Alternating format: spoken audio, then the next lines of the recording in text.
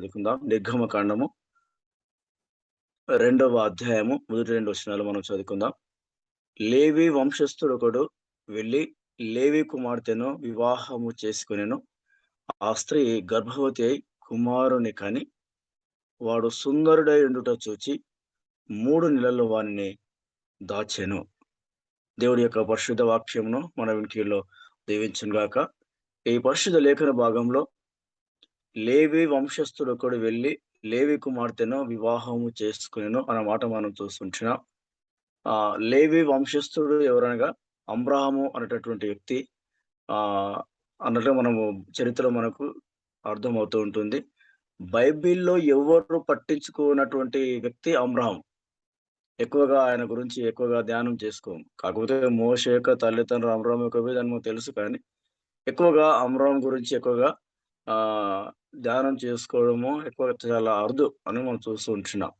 అయితే ఈరోజు ఈ పరిశుద్ధ లేఖన భాగంలో ఈ లేవి వంశస్థుడైనటువంటి అమ్రాం గురించి నేను కొన్ని మాటలు తెలియపరచాలని ఆశపడుతూ ఉంటున్నాను.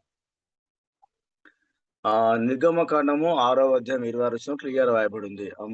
అమ్రాము యొకోబేదును తన మేనత్త యొకోబేదును వివాహం చేసుకొనెనని చాలా క్లియర్ రాయబడింది. అక్కడ పేరు మెన్షన్ ఇక్కడనేమో లేవి వంశస్థులని రాయబడింది. నిర్గమకాండం 6వ అధ్యాయం 20 వచనంలో ఆయన యొక్క పేరు కూడా మెన్షన్ చేసినట్లుగా మనము దేవుని యొక్క లేఖన భాగంలో మనం చూస్తుంటున్నాం.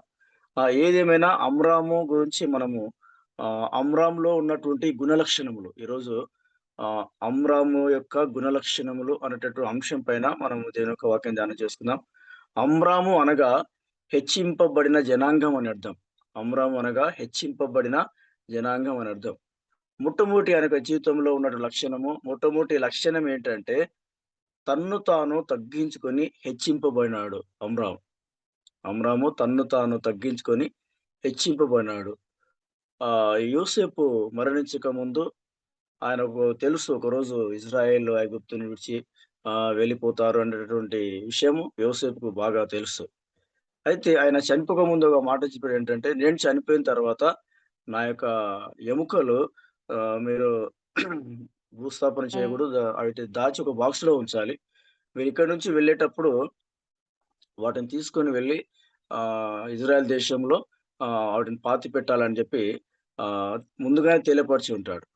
ఒకానొక సందర్భంలో వాళ్ళు ఐగుప్తు నుంచి వెళ్ళిపోయేటప్పుడు, దేవుడు సాయం చేసి వెళ్ళిపోయేటప్పుడు, ఆ బాక్స్ మోషే గుర్తుకొస్తన్నట్లు. ఆ బాక్స్ ఎవరు తీసుకొస్తారు? ఎందుకంటే, దాదాపుగా ఎవరి లగేజ్ వాళ్ళకుంటది. ఎవరి సామాను వాళ్ళకుంటాయి. చాలా ఒక దేశం నుంచి ఒక దేశానికి వెళ్ళిపోయేటప్పుడు ఉన్నవన్నీ గూడా మనకున్న సమస్తమని కూడా తీసుకొని వెళ్తూ ఉంటాం. అసలు వేరే వ్యక్తుల సామాన్లు తీసుకోవాలంటే గూడా అసలు కొంచెం మనసొప్పదు, ఓపిక ఉండదు.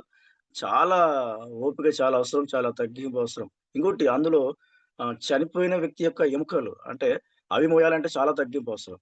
వాటిని మోసుకోవాలంటే చాలా చనిపోయిన వారి ఎముకలు మోయాలన్నా అనేటటువంటి ఫీలింగ్స్ గూడా ఎంతో మందికుంటాయి. అసలు చనిపోయినటువంటి వారి దగ్గరికి శ్మశానానికెళ్తేనే ఇంటికొచ్చి స్నానాలు చేయాలి, అవి చేయాలి, ఇవి చేయాలని ఇప్పుడు చాలా మంది అట్లా చేస్తుంటారు. అలాంటి సందర్భంలో ఈ అమ్రామ్‌కి కూడా ఎంతో లగేజ్ ఉంటుంది. ఎంతో, ఎంతో భారమైనటువంటి లగేజ్ గూడా ఉంది. కానీ అయినప్పటికి కూడా అప్పుడు అక్కడ ఆ ఎముకలను మోసేవారు ఎవరు ముందుకు రావడం లేదు. అప్పుడు అమ్రామ్ ఏం చేస్తారంటే, ఆ యొక్క ఎముకలను మోసుకొని వెళ్ళినట్టుగా మనకు చరిత్రలో మనకు కనిపిస్తూ ఉంటుంది. అమ్రాము తన్ను తాను తగ్గించుకొని ఆ యొక్క ఎముకలను మోసుకొని వెళ్ళినట్టుగా మనము చూస్తూ ఉంటున్నాం. అందుకే తగ్గించుకొని హెచ్చింపబడినాడు. గొప్పగా హెచ్చింపబడినట్టుగా మనము దేవుని యొక్క లేఖన భాగంలో చూస్తూ ఉంటున్నాం. మొదటి పేతురు పత్రిక 5వ అధ్యాయం 6వ వచనంలో దేవుడు తగిన సమయమందు మిమ్మును హెచ్చించినట్లు ఆయన బలిష్టమైన చేతి క్రింద దీన మనస్కులై ఉండుడని దీని యొక్క లేఖన భాగంలో రాయబడింది. కాబట్టి నేను అమ్రాము మాదిరిగా దీన మనస్కులై మనల్ని మనము తగ్గించుకున్నట్లయితే తను తాను తగ్గించుకునేవాడు హెచ్చించబడును. తను తాను హెచ్చించుకునేవాడు తగ్గించబడిన దేని యొక్క లేఖన భాగంలో రాయబడి ఉంటుంది. కాబట్టి ఈ నూతన సంవత్సరంలో మనమందరం కూడా 2025 సంవత్సరంలో ఏ విధంగా జీవించామో కానీ, ఈ 2026 సంవత్సరంలో మనమందరం కూడా మనం తగ్గించుకొని మన యొక్క జీవితాన్ని కొనసాగించాలని దేవుడు మనతో జ్ఞాపకం చేస్తూ ఉంటున్నాడు. కీర్తనలో 75 4 వచనంలో చూస్తే అహంకారులై ఉండకుడి అని దేవుడు ఆజ్ఞయిస్తుంటున్నాడు. 75 4 వచనంలో అహంకారులై ఉండకుడి. ఇందులో చాలా మంది లోపల నేను అనేటటువంటి అహంభావం ఉంటుంది. ఎవరైనా చిన్న మాటంటే ఆ అహంకారంతో వారి మీద పగలు పట్టుకొని నిజంగా ఎప్పుడు ఎక్కడ దొరుకుతాడా అని ఆలోచించేవారు మనం చూస్తుంటున్నాం. చిన్న చిన్న వాటికి నేను అనే అహంభావంతో మనుషులు పెట్టుకొని నిజంగా వాళ్ళు సంతోషంగా ఉండకుండా, ఎదుటి వ్యక్తి సంతోషంగా ఉండకుండా వారి జీవితాలు కొనసాగిస్తూ ఉంటున్నారు.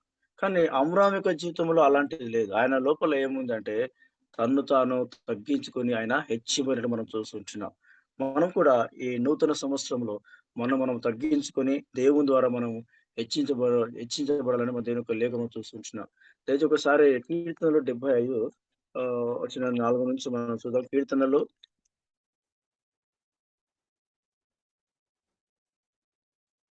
75వ అధ్యాయము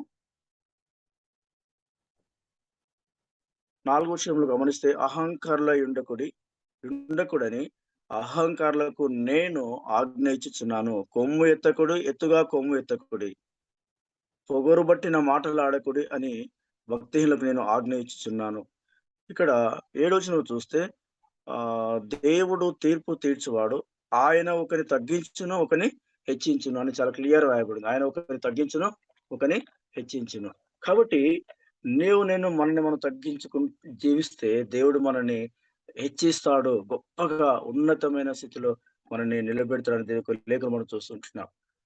ఒక దేశంలోనట ఒక స్త్రీ దేవుని మందిరానికొచ్చి ఆహ్, పొరక పట్టుకొని బాత్రూమ్స్ కడుగుతుందట. బాత్రూమ్స్ శుభ్రం చేస్తుందట. ఒక పెద్ద చర్చ్‌లో బాత్రూమ్ శుభ్రం చేస్తుంటే, ఆ పాస్టర్ గారొచ్చి, ఆ పాస్టర్ గారు కూడా ఆమె అంత పరిచయం లేదు నాకు. ఆ పాస్టర్ గారి దగ్గరకొచ్చి, "ఎవరమ్మా మీరు పొరక ఇగ పట్టుకొని ఇక్కడ ఊడుస్తున్నారంటే," ఆహ్, "సార్ మీరు ఇప్పుడు ఏ ఫ్లైట్‌లో అయితే వచ్చారో, ఆ ఫ్లైటు నడిపించింది నేనే సార్ ఇక్కడికి. మిమ్మల్ని తీసుకున్న ఫ్లైట్ నేనే డ్రైవింగ్ చేశాను. నేనే తీసుకొనొచ్చానని" చెప్తదన్నట్టు. అంటే ఒక ఫ్లైట్ నడిపేటటువంటి వ్యక్తి వచ్చినప్పుడు వాళ్ళకి మంచి అకామిడేషన్ వాళ్ళకెట్లా అంటే అన్నీ మంచి హోటల్, 5 స్టార్ హోటల్ మంచి వారికి తగినటువంటి ఏర్పాట్లు చాలా ఉన్నతమైన ఏర్పాట్లు చేస్తారు. కానీ అంత గొప్ప వ్యక్తి, అంత గొప్ప ఉన్నతమైన ఉద్యోగంలో ఉన్నటువంటి వ్యక్తి నిజంగా అక్కడికొచ్చినప్పుడు దేవుని మందిరానికొచ్చినప్పుడు పొరక పట్టుకొని ఆమె ఊడుస్తుంది అంటే నిజంగా ఎంత తగ్గింపు ఉందో ఒకసారి జ్ఞాపకం చేసుకోవాలి. చాలా మంది జీవితంలో నిజంగా గొప్ప గొప్ప వ్యక్తులు ఎంత తగ్గించుకున్నారు కానీ, సాధారణమైన మనుషుల్లో కూడా తగ్గింపు లేని జీవితాలు మనము చూస్తూ ఉంటున్నాం. అందుకే దేవుని యొక్క వాక్యంలో కూడా వ్రాయబడలేదు. తన్ను తాను తగ్గించుకునేవాడు హెచ్చించబడును. తను తాను హెచ్చించుకునేవాడు తగ్గించబడని దేవుని యొక్క లేఖన భాగంలో ఊకే వ్రాయబడలేదు. నిజంగా ఆహ్, దేవుడు మనల్ని ఏమంటాడంటే మనము తగ్గించుకొని జీవిస్తే దేవుడు మనల్ని గొప్పగా హెచ్చిస్తాడు. ఆయన దృష్టిలో మనం ఎంతో హెచ్చింపు గల బిడ్డలుగా, ఆయన స్వహస్తముల ద్వారా జీవ కిరీటాన్ని, మహిమ కిరీటాన్ని పొందుకునే బిడ్డలుగా మన జీవితాన్ని మనం కొనసాగిస్తాం. అమ్రాము యొక్క జీవితంలో ఆయన తన్ను తాను తగ్గించుకొని తన జీవితాన్ని కొనసాగించినాడు. గొప్ప తగ్గింపు జీవితం కలిగి గొప్పగా దేవుని ద్వారా ఎంతగానో హెచ్చింపబడినట్లుగా మనము చూస్తూ ఉంటున్నాం. కాబట్టి నీవు నేను ఈ నూతన సంవత్సరంలో మనము తగ్గింపు జీవితాన్ని కలిగి జీవించాలని దేవుడు మనకు జ్ఞాపకం చేస్తూ ఉంటున్నాడు. 2025 సంవత్సరంలో తగ్గింపు కలిగి జీవించినందుకు మనం పరిశీలన చేసుకోవాలి. ఒకవేళ 2025 సంవత్సరంలో మన ఇష్టం వచ్చినట్లు తగ్గింపు లేకుండా మన జీవితాన్ని మనం కొనసాగించినట్లయితే ఈ 2026 సంవత్సరంలో మనము తగ్గించుకొని మన యొక్క జీవితాన్ని మనం కొనసాగించుదాం. రెండోది మనం జ్ఞాపకం చేసుకున్నట్టయితే, రెండవదిగా అమ్రాము ఇంతకుముందు చదివినట్టుగా లేవీయుడు అనే మాట మనం చూస్తూ ఉంటున్నాం. లేవి అనగా యాకోబు కుమారులలో 12 మంది కుమారుల్లో ఒకని పేరు లేవి అని ఉంటది. ఆ లేవి వంశానికి చెందినటువంటి వాడు అమ్రాము. అంటే ఈ అమ్రాము లేవీయుడు అమ్రాము. లేవి అనగా హత్తుకొనువాడు అని అర్థం. లేవి అనగా హత్తుకొనువాడు అని అర్థం. హత్తుకొనుట అనగా దేవునికి దగ్గరగా ఉండుట అని అర్థం. హత్తుకొనుట అనగా దేవునికి దగ్గరగా ఉండాలని అర్థం. కొంతమంది హత్తుకోని వాటిని హత్తుకుంటున్నారు. చాలా మంది ఇదిరాల్లో. కొంతమంది హత్తుకోని వాటిని హత్తుకుంటున్నారు. వర్షాకాలం వచ్చినప్పుడు ఆ ట్రాన్స్‌ఫార్మర్ దగ్గరికెళ్ళండి, దాన్ని ముట్టుకోకండి అని అక్కడ బోర్డ్స్ పెట్టినప్పుడు కూడా చాలామంది ఏం చేస్తారంటే ఆహ్, దాన్ని నిజంగా అట్లా ఉంటదని హత్తుకొని అట్లే షాక్ కొట్టి చనిపోయిన వాళ్ళు కూడా చాలామంది ఉన్నారు. అంటే హత్తుకొని ప్రాణాలు పోగొట్టుకునే వాళ్ళు చాలా మందిని మనం చూస్తుంటున్నాం. రూతు నయోమి యొక్క విషయాన్ని మనం గమనించినట్లయితే, రూతు తన అత్తను హత్తుకొని జీవించినట్లుగా మనం చూస్తుంటున్నాం. అనగా రూతు నయోమి ఆరాధించేటటువంటి దేవుని హత్తుకున్నట్లుగా మనం చూస్తుంటున్నాం. నయోమిని రూతు హత్తుకున్నది. నయోమి సర్వశక్తిమంతుడైన దేవాతి దేవుని ఆమె హత్తుకొని ఉన్నది. కాబట్టి రూతు యొక్క జీవితాన్ని చూస్తే, రూతు వంశములో యేసయ్య పుట్టినట్లుగా మనకు ఆధారము కనిపిస్తుంది. చరిత్రలో మనకు కనిపిస్తూ ఉంటుంది. కాబట్టి మనము వేరే వాటికి వేటికో హత్తుకొనకుండా, దేవునికి మనం హత్తుకొని, దేవుని యొక్క వాక్యానికి మనం హత్తుకొని, యేసుక్రీస్తును హత్తుకొని మన జీవితాన్ని మనం కొనసాగించాలని దేవుని యొక్క లేఖను మనం చూస్తుంటున్నాం. యేసు ప్రభుల వారు 10 మంది కుష్ఠరోగులను బాగు చేస్తాడు. కొన్ని సందర్భంలో 10 మంది కుష్ఠరోగులను బాగు చేస్తాడు. కానీ ఆయన దగ్గరికొచ్చింది ఎంతమంది? ఒక్కడు మాత్రమే వచ్చాడు. మిగతా 90 రాలేదు. నిజంగా ఆ ఒక్కడు వచ్చి యేసు ప్రభువును హత్తుకున్నట్లుగా మనము చూస్తూ ఉంటున్నాం. యేసు ప్రభువును హత్తుకున్న చాలా మంది ఇప్పుడు మన దేశంలో నిజంగా ఎంతోమంది క్రైస్తవ జనాభా చాలా తక్కువగుందంటే, నిజంగా ఎంతోమంది లోకానుసారమైన గురించి, ఆ విషయాల గురించి ఆలోచన చేస్తుంటారు గానీ, దేవుని దగ్గరికొచ్చేవారు చాలా మంది అరుదు. నిజంగా నా యొక్క వ్యక్తిగత జీవితంలో కూడా ఎంతోమంది దగ్గరకొచ్చి ప్రార్థన చేసుకొని పోయి దాదాపుగా మా ఊర్లో ఎంతోమంది ప్రార్థన చేపించుకొని ఆహ్, ఫలితాలు పొందినారు. సంతానం లేని వారు సంతానం పొందుకున్నారు. అనారోగ్యంతో ఉన్నప్పుడు చాలా క్రిటికల్ పరిస్థితుల్లో ఉన్నప్పుడు కూడా బాగుపడిన వారున్నారు. ఉద్యోగాల విషయంలో ఇతర విశ్వాసులు, ఉద్యోగాల విషయంలో రెడ్డీస్, గౌడ్స్ అలాంటి వాళ్ళు ఉద్యోగాల విషయంలో వచ్చి ప్రార్థన చేపించుకొని ఉద్యోగాలు పొందుకున్నారు. కానీ ఉద్యోగం వచ్చినప్పుడు మేలు జరిగినప్పుడు ఏదో ఒక 2 వారాలు చర్చికి రావడం జరుగుతుంది. తర్వాత మరలా వాళ్ళు వారి యొక్క విగ్రహారాధనకు వెళ్ళిపోవడం జరుగుతూ ఉంటుంది. ఎందుకంటే దేవుని మేలు పొందుకుంటున్నాము కానీ దేవుని ద్వారా దేవుణ్ణి హత్తుకొని జీవించేటి వారు చాలా తక్కువ కనిపిస్తుంది. మేలు పొందుకున్నటువంటి వారు కూడా దేవుని హత్తుకొని జీవించడంలో వెనుకబడిపోతుంటారు. ఆ విధంగా కాదు. అబ్రాహాం ఆ విధంగా కాదు. నిజంగా ఆయన బ్రతికినంత కాలము దేవుణ్ణి హత్తుకొని జీవించినట్లుగా మనము లేఖన భాగంలో మనం చూస్తూ ఉంటున్నాం. కాబట్టి లేవి అనగా హత్తుకొనివాడు అని అర్థం. లేవి అనగా హత్తుకొనివాడు అని అర్థం. ఈ 2026 సంవత్సరంలో మనము హత్తుకోని వాటికి హత్తుకొనకుండా నిజంగా మనము దేవుణ్ణి హత్తుకొని, దేవుని యొక్క వాక్యమును హత్తుకొని, దేవుని బిడ్డలుగా మన యొక్క జీవితాన్ని మనం కొనసాగించాలని దేవుని యొక్క లేఖన భాగంలో దేవుడు మనతో జ్ఞాపకం చేస్తుంటున్నాడు. కాబట్టి ప్రియమైన దేవుని బిడ్డలారా, అబ్రాహాము యొక్క జీవితంలో రెండవదిగా మనం గమనించినట్లయితే ఆయన దేవుణ్ణి హత్తుకొనివాడు. మనం కూడా దేవుని హత్తుకొని, పాపాన్ని హత్తుకొనకుండా, పాపానికి దూరమై, దేవుని హత్తుకొని ఈ 2026 సంవత్సరంలో మన జీవితాలను మనము కొనసాగించాలని దేవుడు మనతో జ్ఞాపకం చేస్తుంటున్నాడు. మూడోది మనం జ్ఞాపకం చేసుకున్నట్లయితే మూడోదిగా విశ్వాసమును బట్టి అబ్రాహాము ధైర్యశాలిగా బ్రతికినాడు. విశ్వాసమును బట్టి అబ్రాహాము ధైర్యశాలిగా బ్రతికినాడు. విశ్వాస జాబితాలో ఆయన పేరు రాయబడలేదు కానీ హెబ్రీ గ్రంథకర్త రాస్తుంటాడు. 1600 సంవత్సరముల తర్వాత అపొస్తలుడైన పౌలు అబ్రాహాము గురించి రాస్తున్న మనం చూస్తుంటాం. దయచేసి హెబ్రీ పత్రిక 11వ అధ్యాయము 23వ వచనం చదువుదామా? హెబ్రీ ఎవరైనా తీసి చదవండి. 11, 23 వచనం.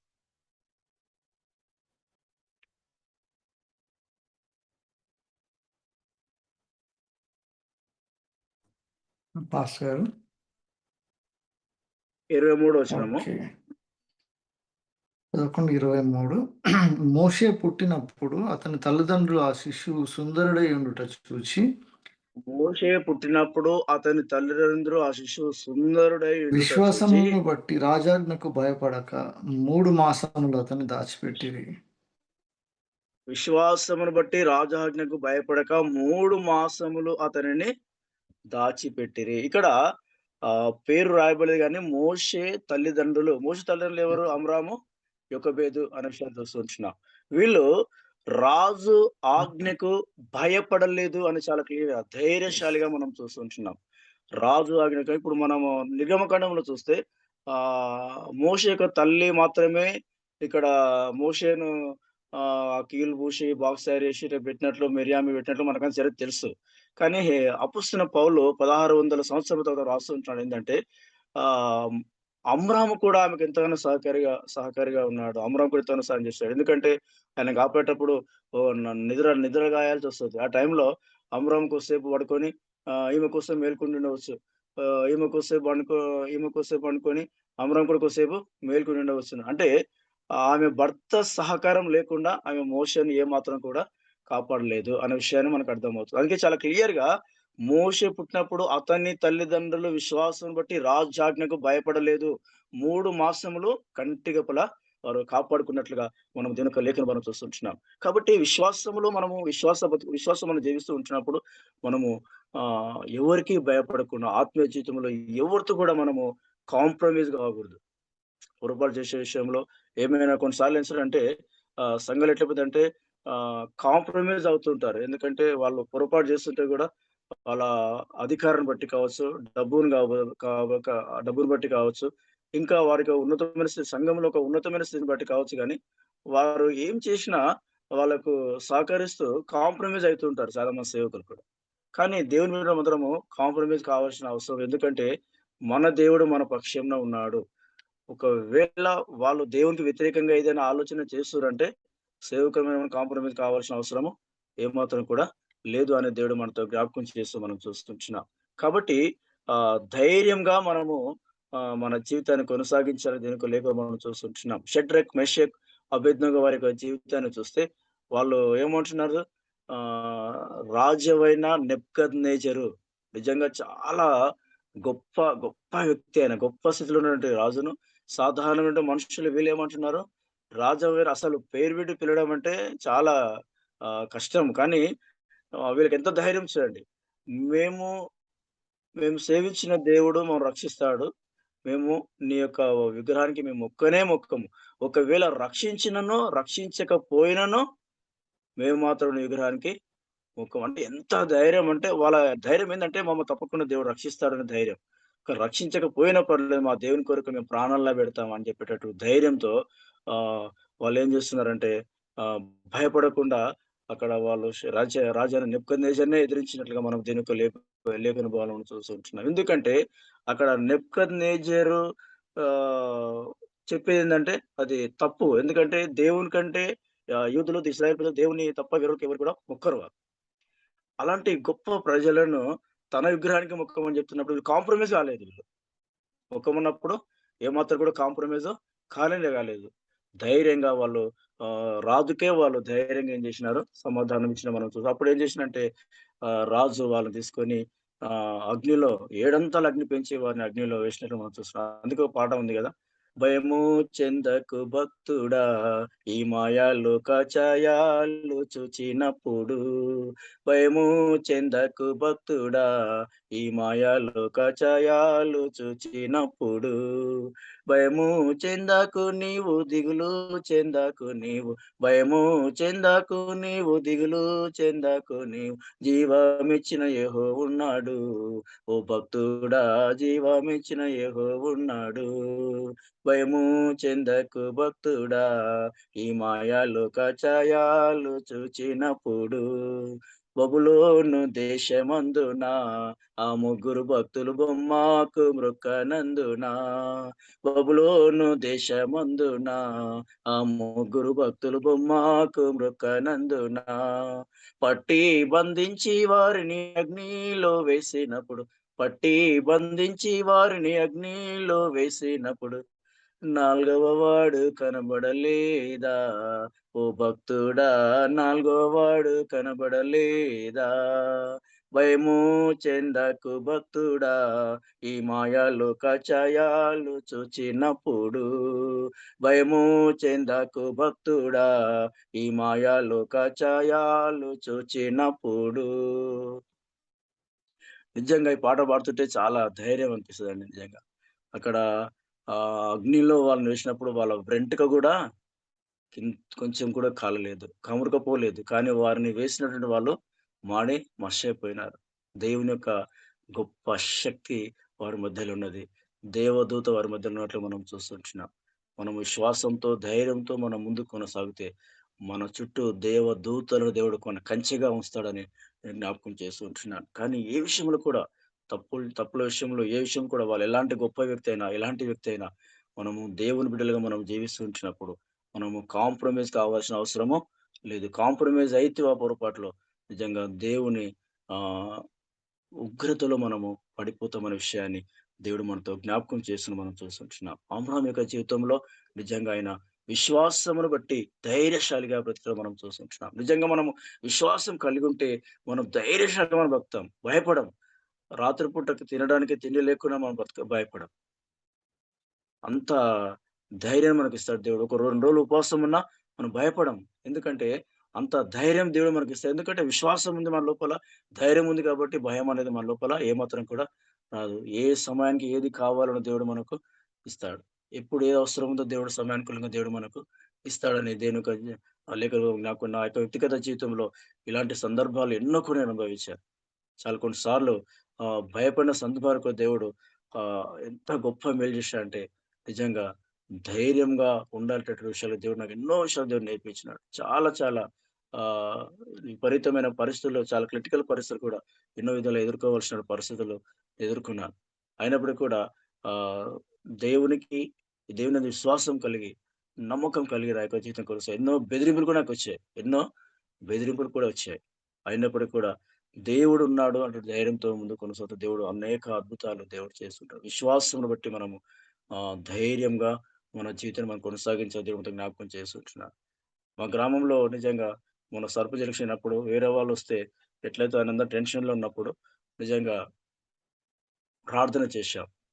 నిజంగా ఎవరైతే చర్చికి ఆటంకాలు కల్పిస్తారో అన్నటువంటి వాళ్ళు డౌట్‌లో ఉన్నారో దేవుడు ఆహ్, వారికే విజయాన్ని కలిగించాడు. నిజంగా అద్భుతం జరిగిందేంటంటే ఆహ్, అస్సలు ఊహించని విధంగా ఆమె ఇక్కడి నుంచి ప్రచారానికెళ్ళేటప్పుడు ఫస్ట్ వచ్చి ప్రార్థన చేపించుకొని వెళ్ళిపోయింది. వాళ్ళ భర్త కొంచెం ఒకవేళ అటు ఇటు ఉండొచ్చు గానీ, ఆమె విశ్వాసంతో ప్రార్థన చేసుకొని వెళ్ళిపోయింది. నిజంగా విజయాన్ని ప్రసాదించినాడు. దాదాపుగా నేను అనుకుంటాను 50 మంది, 60 మంది పైననే విజయం సాధించినప్పుడు నేను చర్చ్‌లో కూర్చున్నాను. ఏదో వాక్యం ఇట్లా చదువుకుంటూ. దాదాపుగా ఉప సర్పంచ్ గారు ఆమె ఇద్దరు గెలిచి 50 మంది, 60 మంది పైగా దేవుని మందిరానికొచ్చారండి. హల్లెలూయా! దేవుని మందిరానికొచ్చి ప్రార్థన చేయించుకొని వెళ్ళిపోయారు. మేము అప్పుడే షాల్వా తీసుకొచ్చి సన్మానించినాం చర్చిలో వచ్చినందుకు. అంటే ఆహ్, య సంఘస్థులు ఎవరైతే గురించి భయపడినారో వాళ్ళే దేవునికి కనీసం బయట ఎంతమంది లోపలికే చర్చి లోపలికే 50, 60 మందొచ్చారు. బయట ఇంకా చాలా మందున్నారు. చర్చిలో పట్టణంకి బయట చాలా మందున్నారు. నిజంగా మనం విశ్వాసంతో, నమ్మకంతో మనం ప్రార్థన చేస్తే దేవుడు ఆహ్, ఎవరి ద్వారా అయితే ఎవరి గురించైతే మనం భయపడతామో వారి విషయంలో దేవుడు గొప్ప కార్యాలు చేస్తాడు. ఈ నెబుకద్నెజరు విషయంలో నిజంగా ఒకానొక సమయంలో విజయాన్ని సాధించిన తర్వాత దానియేలుని బట్టి ఏమంటాడు? దానియేలు సేవిస్తున్నటువంటి దేవుడే నిజమైన దేవుడు. ఆయనే పూజార్హుడు. ఆయననే మీరు పూజించండని ఎవరు చెప్తారు? అదే రాజు చెప్తాడు. అంటే ఎంత గొప్ప అద్భుతం చూడండి. వీరి యొక్క విశ్వాసమును బట్టి ధైర్యంగా ఉన్నందుకు ఆ రాజు యొక్క హృదయమే మార్చబడింది. ఆ హృదయం అట్లా మార్చబడడానికి కొన్ని పరిస్థితులు దేవుడు కల్పించాడు. ఆయన గడ్డి తినడము, జంతువులు తయారు కావడం ఇవన్నీ కూడా దేవుని కార్యాలు. ఏదో రకంగా దేవుడు కార్యం చేస్తాడు. కాబట్టి మనం మాత్రము బ్రతికినంత కాలము విశ్వాసమును బట్టి ధైర్యంగా మన జీవితాన్ని మనము కొనసాగించాలని దేవుని యొక్క లేఖనం చూస్తుంటున్నాం. ఆ విధంగా జీవించినందుకు నిజంగా అబ్రహాం యొక్క పిల్లలను దేవుడు ఎంతగానో గొప్పగా దీవించమని చూస్తున్నాం. మోషే గొప్ప నాయకునిగా ఆయన జీవించినాడు. అహరోను యాజకుడిగా ఆయన ఎదిగినట్టు మనం చూస్తుంటాం. మిర్యాం అనేకుల మధ్యలో దేవుని ఆరాధించేటువంటి బిడ్డగా ఉన్నట్లుగా మనము చూస్తూ ఉంటున్నాం. అబ్రాహాం యొక్క గుణలక్షణాలను బట్టి, అబ్రాహాంలో ఉన్నటువంటి ఆ యొక్క ధైర్యమును బట్టి, అబ్రాహాంలో ఉన్నటువంటి ఆ యొక్క తగ్గింపును అమ్రాములో ఉన్నటువంటి ఆ యొక్క తగ్గింపును బట్టి, అమ్రాములో ఉన్నటువంటి అమ్రాము దేవునికి హత్తుకున్న విధానాన్ని బట్టి, అమ్రాము యొక్క పిల్లలను దేవుడు ఎంతగానో దీవించినట్లుగా మనం చూస్తుంటున్నాం. నీవు నేను కూడా ఈ నూతన సంవత్సరంలో ప్రియమైన దేవుని బిడ్డలారా, అమ్రాము మాదిరిగా నీవు నేను మన జీవితాలను నిజంగా దేవునికి ఇష్టమైన బిడ్డలుగా మనం జీవిస్తే ఈ 2026 సంవత్సరంలో దేవుడు నా కుటుంబంలో దేవుడు అద్భుతాలు చేయబోతున్నాడు. మన పిల్లలను దీవించబోతూ ఉంటున్నాడు. మన యొక్క కుటుంబాలను దీవించబోతున్నాడు. మన యొక్క సంస్థను కూడా దేవుడు దీవించబోతున్నాడు. కాబట్టి అమ్రాము మాదిరిగా నీవు నేను మన జీవితాన్ని కొనసాగించుదాం. ఇలాంటి జీవితాన్ని అందరం కూడా జీవించాలని ఆ యేసు ఎంతగానో ఆశిస్తున్నాడు కాబట్టి, ఒక తీర్మానం చేసుకుందాం. దేవా ఈ 2026 సంవత్సరంలో అమరావ మాదిరిగా ప్రభా, నాయనా నేను నిన్ను హత్తుకొని జీవిస్తాను ప్రభా. నన్ను నేను తగ్గించుకొని నేను జీవిస్తాను ప్రభా. యేసు విశ్వాసం బట్టి ధైర్యంగా నేను జీవిస్తాను ప్రభా అని మనం తీర్మానం చేసుకుందాం. అలాంటి తీర్మానం దేవుడు నీకును, నాకును మనందరికిని దయచేయును గాక.